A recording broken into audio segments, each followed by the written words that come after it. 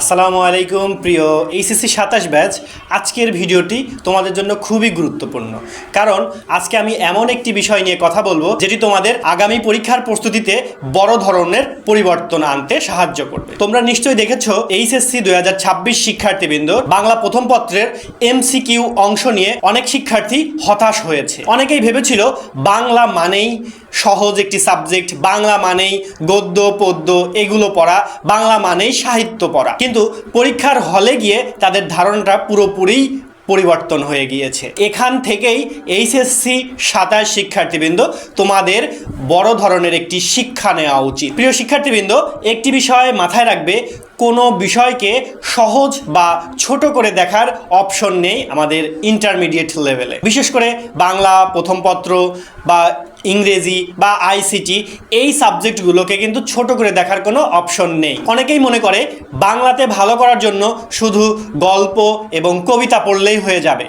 আসলে কিন্তু বাংলা প্রথম পত্র যদি তুমি ভালো করতে চাও তাহলে অবশ্যই সেখানে তোমাদের গদ্য বা পদ্যের লেখকের নাম, পরিচিতি, ওই গল্পের চরিত্র, মূল ভাব এবং বিষয়বস্তু খুব ভালোভাবে বুঝতে হবে। এইচএসসি 26-এর অভিজ্ঞতা আমাদের একটি বিষয় পরিষ্কার করে দিয়েছে যে শুধু মুখস্থ করে পরীক্ষার হলে গেলে আসলে ভালো রেজাল্ট করা সম্ভব হবে না। পরীক্ষায় এখন প্রশ্ন আসছে যেখানে তোমাদের বুঝার ক্ষমতাকে যাচাই করা হয়। একটি গদ্য বা একটি কবিতা বা একটি টপিক তুমি পড়ে কি বুঝেছো সেই আলোকে তোমাকে যাচাই করা হয়। সেখানে মুখস্থ কোনো বিদ্যার সম্পর্কে তোমাদের যাচাই করা হয় না। তাই এইচএসসি 27 তোমাদেরকে এখন থেকে যে সকল বিষয় একটু মেনে চলতে হবে সেগুলোর মধ্যে প্রথমত বাংলা প্রথম পত্র মূল বইয়ের চেয়ে বেশি গাইড বা টেস্ট পেপারকে গুরুত্ব দেবে না। গল্প, কবিতা বা প্রবন্ধ প্রতিটি অংশ ভালোভাবে পড়তে হবে। দ্বিতীয়ত এমসিকিউ নিয়মিত অনুশীলন করতে হবে। অনেক শিক্ষার্থী আছে পরীক্ষার আগে 1000 2000 একবারে এমসিকিউ পড়ে পরীক্ষার হলে যায়।